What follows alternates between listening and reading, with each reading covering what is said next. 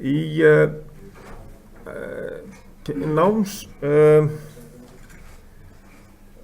á námsvefnum, hérna kennsluvefnum innunni, þar undir kennsluefni, þar stendur hérna rafmótorar. Þið getið litið á það er þessi PDF-skrá hérna sem að ég náði í af rafbók og þar ýmis atriði varðandi sem sagt rafmótora. Góðar myndir af merkiskiltum af rafmótorum og útskýringar á því og hérna ýmsar góðar myndir og texti sem þar að finna. En við skulum athuga hvaða rafvélar við erum að tala í þessu sem sagt samhengi. Förum aðeins í yfirlit eða flokkun rafvélanna. Í þessum kafla, 19. kafla, þá erum við að taka fyrir sem sagt ósamfasa vélar, það þýðir aðallega skammhlaupsmótora, 3 fasa skammhlaupsmótora og síðan í seinni hluta kaflans þá tökum við fyrir hérna einfasa mótora og skuggapólsmótora og einfasa skammhlaupsmótora. En við hliðar við skammhlaupsmótora þá erum við líka með sleiturhringja mótora og þannig að við erum aðalega að tala þá þessar vélar hérna, ósamfasa vélar. Reyndar þá tökum við fyrir allstraumsmótorinn því að hann vinnur líka á riðstraumi og minnust svo pínlítið á skrefmótora. Þannig að það er það sem við erum að fjalla í þessum 19. kafla. Þessi mynd fremst í 18. kaflanum. Ok. Það sem að við lesum okkur til í rafmagnsfræði-töfubókinni, það í rauninni byggingu skammhlaupsmótorsins og hvernig hann samsettur og hvernig einangrunarefni notað í honum og hvernig allir þessi hlutir sem að hann samsettur úr og líka hvernig snúðurinn byggður upp. Sem sagt hann byggður upp af mörgum þynnum, sem sagt úr deig og járni og síðan svona stafir.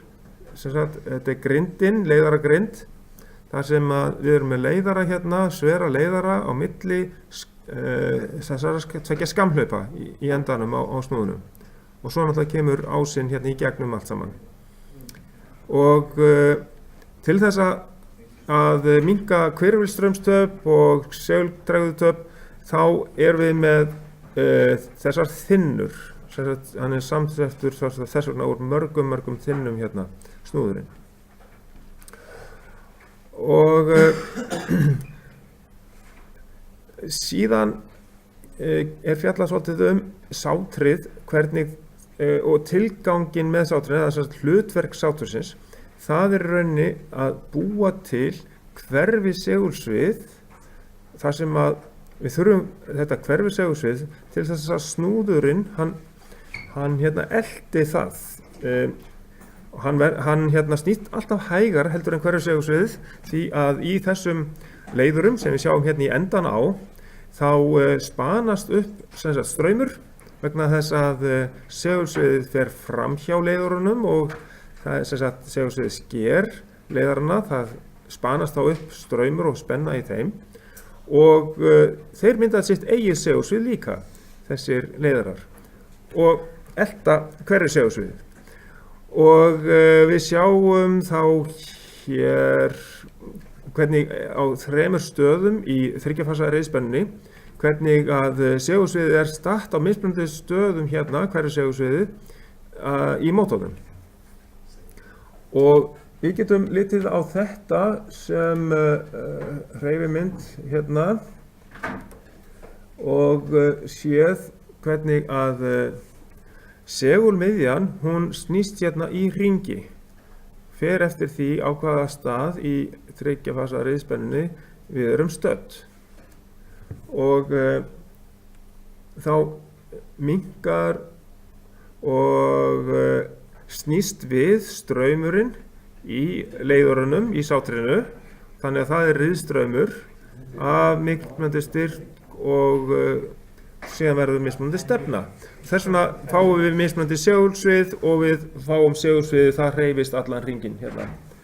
Og snúðurinn, hann eltir þetta hverfi segulsvið. Og við höfum betri útskýringu á því núna rétt á eftir og það getum við séð ef að við opnið þessa slóð hérna sem að er líka gefin að ég held á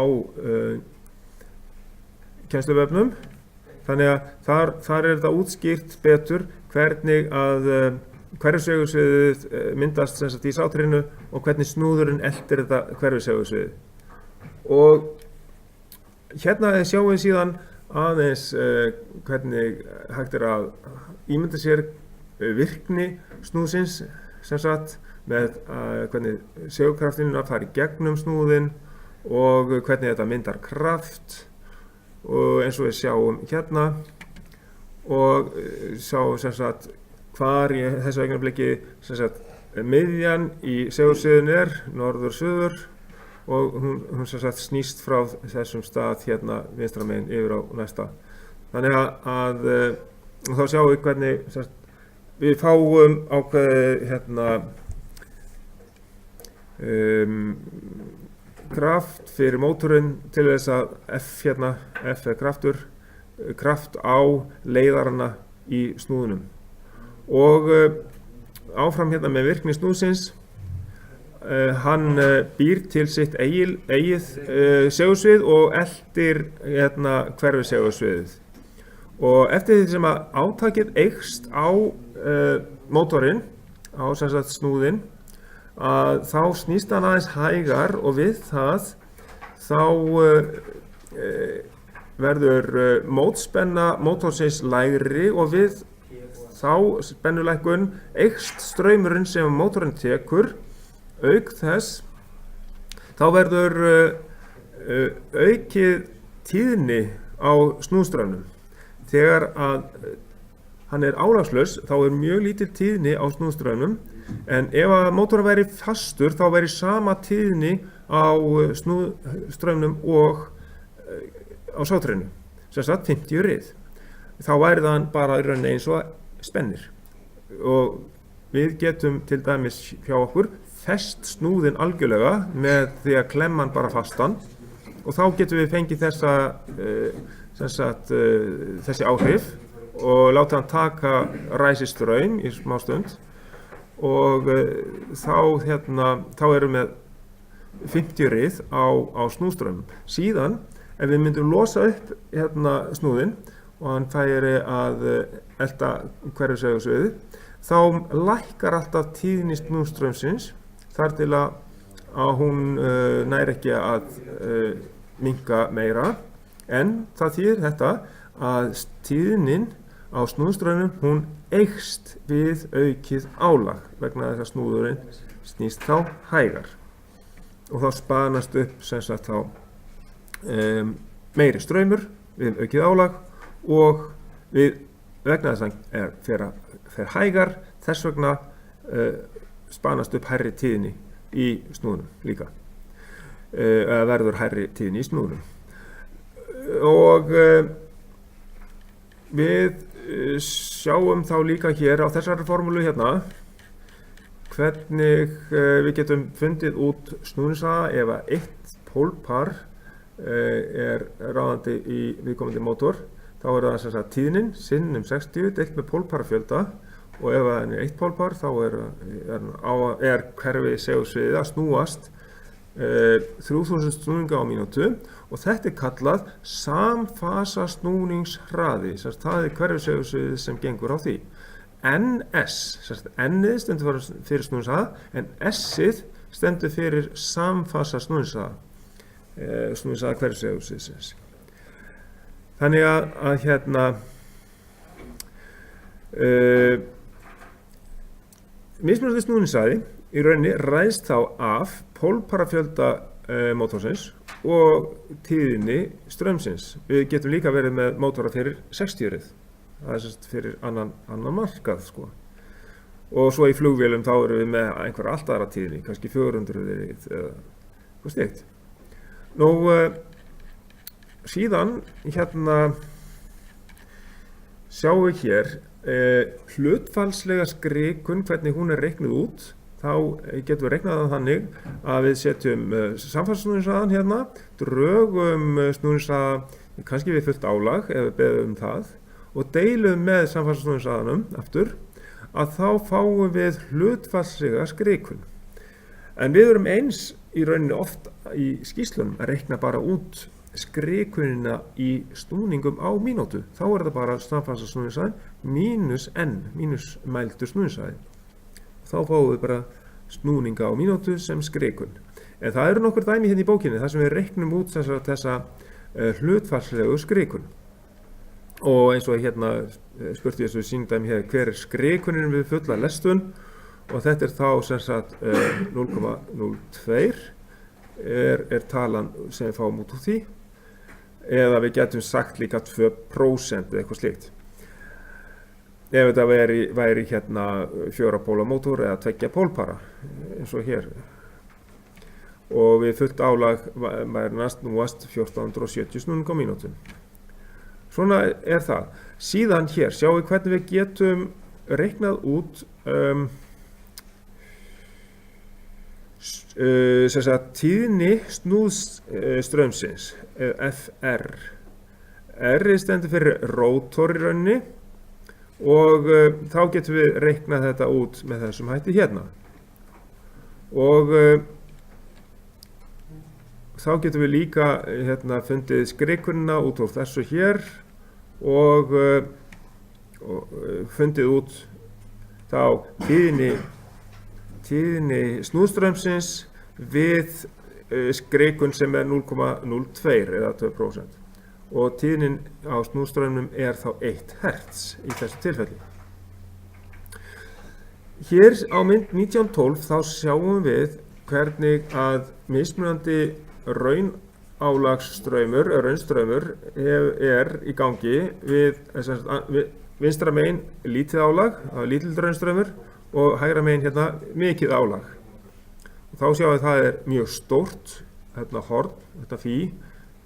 Þegar hann undir litlu álag, þá veldur mótorinn miklu fasviki á netinu, en síðan minnkar fasvikið þegar að hann fær álag, tekur meiri raunstraum hérna, og þá lagast aðeins fasvikið, það minnkar aðeins.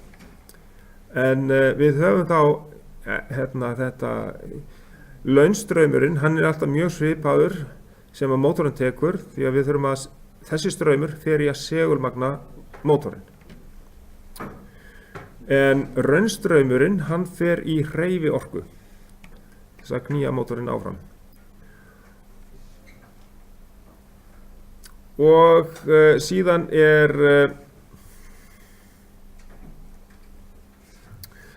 við aukið álag, þá lækkar mótspenna sátursins og þess vegna tekur sátrið meiri straum frá netinu við aukið álag. Og síðan eru ýmis atriði sem að við getum séð varðandi kraftinn sem að virkar á mótorinn, álagið, og við líka gerum mælingar þar sem við mælum átakið á snúðinn, sem sagt höldum á móti mótornum og mælum ræsivægi mótorsins. Og þá einmitt getum við reikna okkur tilbaka og séð hvað hann gefur okkur mikið ræsivægi, og svo við deilum með ákveðnum stöðli til þess að athuga hvað hann myndi þá gefa okkur sem fullt málvægi. Það hefur yfirleitt passað nokkuð vel, þeir útreikningar. Svo að Við skulum svo núna þá bara seinna, þá förum við betur í þessa vægiskúrfu, en við sjáum hérna á þessari vægiskúrfu hvernig straumurinn breytist þegar hann að ræsa sig upp, sko, hérna snúningshraðinn á lárétta ásnum, sem sagt, hérna, x-ásnum, en á lóðrétta ásnum, y, þá eru tveir hlutir, það straumur mótorsins og snúningsvægið. Þetta ræsivægið hérna, lengst til vinstri, og þegar að mótorinn fer síðan að snúast, þá eykst vægið svolítið, straumtaka minnkar smá saman, þar til að ákveðnum stað hérna þá náum við hámarksvægi. Hann getur ekki gengið þar endalaust, bara mjög stuttan tíma undir hámarksvægi hérna, max, en svo minnkar vægið hérna niður í þetta málvægi. Hér getur mótorinn gengið mjög lengi, nánast sinn líftíma á þessu álagi hérna. Og þá sjáum við líka hér, málstraumurinn þá akkurat á sama stað. Snúningshraðinn við fullt álag þá hér, en samfasa snúningshraði lengst hérna til hægri, þar sem að straumurinn og vægið fer alveg hérna niður í 0. Þar skrikkunni 0 og þar snúningshraðinn samfasa snúningshraðinn, en hann nær honum í rauninni aldrei, sem sagt, mótorinn sjálfur. Og þetta þurfum við að kunna líka fyrir næsta próf, að geta staðsett málvægið, hámarksvægið og ræsivægið. Svo þurfum við að geta staðsett málstrauminn og ræsistrauminn. Þessa staði á þessari vægiskúrfu þurfum þið að kunna algjörlega utan af og geta sett inn fyrir mismunandi mótora. Við höfum þá töflur til að fara eftir og við förum betur yfir þetta fyrir próf náttúrulega. En við köllum málhraða, það þessi staður hérna, þar sem að ennið það í rauninni hraði mótorsins, snúningshraðinn hans, við fulla lestun, við fullt álag. Það akkurat þessi staður hérna. Það þetta litla enn hérna. Þetta snúningshraðinn við fullt álag. Og það oftast gefið upp á merkiskiltum mótorsa. Ok.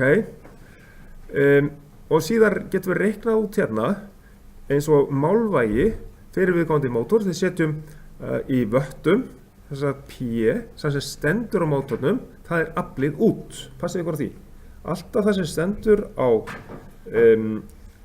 mótorskiltinu, það aflið út á mótornum. Síðan gefin kannski einhver nýtni og þá getum við reiknað til dæmis hvað aflið mikið inn á hann. Eða ef það gefið spenna og straumur og fasvik, hugsanlega, þá getum við líka reiknað út fleira. En hérna, þetta, við getum reiknað út aflið inn ef við höfum, raunaflið inn, ef við höfum nógu mikið af upplýsingum. Og hérna í þessu erum við að reikna þriggja fasa og afl, og þá hérna erum við með rótina 3, spennuna, strauminn og raunaflstöðulinn kósinus φ. Og þá eigum við að geta reiknað út sem sagt raunaflið sem hann tekur frá neti ef við höfum þær upplýsingar. En þessi formúli hérna, hér á þetta hérna, þessi stendur S með einhver merki fyrir ofan, þetta á að vera pi. Sem sagt, þetta raunaflið í vöttum, sinnum 60 deilt með 2 pi, sinnum ennið, þetta snúningshraði, þá kannski við fullt álag, eitthvað slíkt, til þess að reikna út hámarksvægi, snúningsvægi, m. Og síðan getum við líka reiknað aflið út frá ef að snúningsvægið við fullt álag gefið. Og þá það snúningsvægið við fullt álag sinnum 2 pi sinnum litla n, snúningsvægið við fullt álag, og deilt með 60. Þá fáum við í vöttum aflið út. Ok, Síðan, varðandi spennu og tengingar. Þegar við erum með mótor og þurfum að tengja hann annarkot í stjörnu eða þríhyrning, þá þurfum við að vera með það algjörlega á hreinu, líka varðandi hvaða spennukerfi við erum að tengja við. Ef við erum með mótor sem er merktur 690/400 volt, þá megum við tengja hann í þríhyrning við til dæmis eins og hjá okkur 400 volta net, 3 fasa 400 volta kerfi. Þá megum við tengja hann svona eins og hérna hægra megin. Þá eru skinnurnar sem að fara hérna beint yfir. Ef að við værum með 690 volta spennu, þá yrðum við að stjörnu tengja þannig mótor sem að væri þannig merktur 690/400 volt. Lægri spennan á alltaf við þríhyrningstenginguna. Passið ykkur á því. Hér er merking, gömul spennumerking 380/220 volt. Það er orðið algengar í dag að við séum með 400/230 volta spennu. Þá má sem sagt stjörnu tengja hann við 380 volt eða 400 volt, en þríhyrningstengja, D-tengja hann við 220 volta net. Og við gætum, ef við værum með 220 volta net, þá gætum við stjörnu þríhyrningsræst þennan mótor við þá spennu, 3 fasa 220 volta kerfi. Þannig að alltaf lægri spennan, þegar við erum að stjörnu þríhyrningsræsa, verður að passa við neðri spennumerkinguna á mótornum, lægri spennumerkinguna á mótornum. Þá getum við stjörnu þríhyrningsræsta. Ok. Og hérna sjáum við svo bara myndirnar af því hvernig vöfin tengjast saman. Að U2 og F2 og 12 F2 tengjast saman í stjörnu hérna og hvernig fasaspennan er þá hér. Ef við erum með 380 volta heildarspennu eða aðalspennu, þá er fasaspennan 220 volt. En við megum ekki tengja hærri spennu ef við erum með þríhyrningstengingu, ef þetta er mótor sem er merktur 380/220 volt, þá megum við ekki setja hærri spennu en 220 volta spennu yfir hvert vaf, því að fasaspennan er 220 volt. Ok. Þetta er svona það helsta sem ég ætla að gera núna í byrjun með þessari upptöku hér, og ég ætla að stoppa hana því að við ætlum að sjá núna hvernig þetta er sýnt hérna, hvernig mótorinn virkar. Þá ætlum ég að stoppa upptökuna núna, því að þið getið skoðað þetta sjálf á þetta myndband hérna, seinna meir líka.